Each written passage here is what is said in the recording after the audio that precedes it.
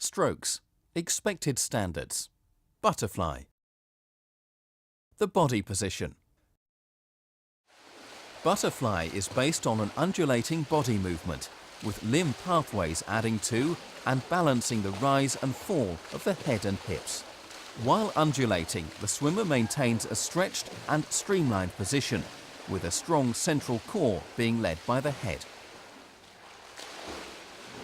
The body should flow smoothly and must be kept on the breast, with the shoulders horizontal to the water throughout.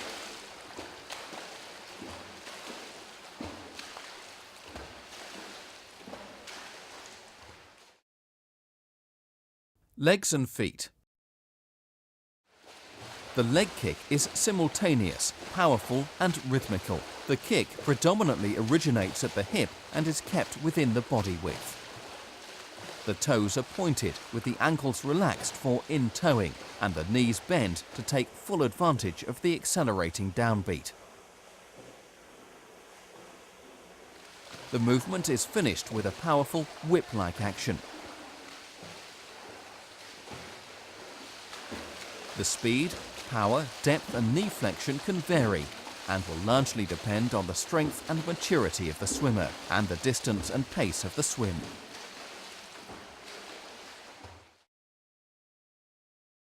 Arms and hands. The arm action is both rhythmical and symmetrical and clears the water during the recovery. With the arms extended, the hands enter thumb and index finger first at a point in front of the head between the shoulder and center line. The hands immediately press outwards and downwards, keeping the elbow high throughout the propulsive phase. The hands accelerate in an S-shaped pathway through to the hip, where the hands release the water and the arms can then be lifted, elbow first, for the recovery.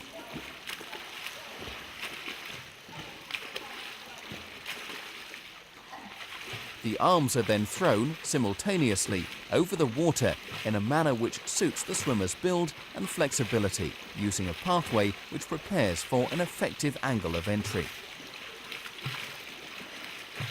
The arm action should enable the individual to gain maximum distance per stroke.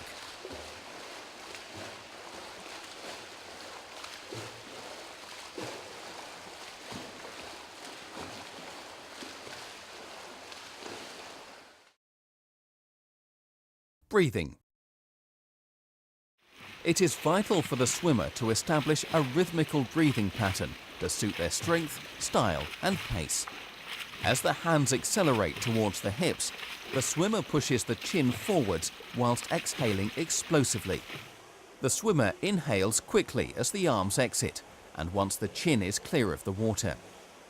The swimmer can then plunge the head back into the water to either breath hold or exhale in a slow and controlled manner until another breath is needed. The swimmer can choose to push the chin forwards to inhale or turn the head to the side, but whichever technique is used, the shoulders must remain parallel to the water surface.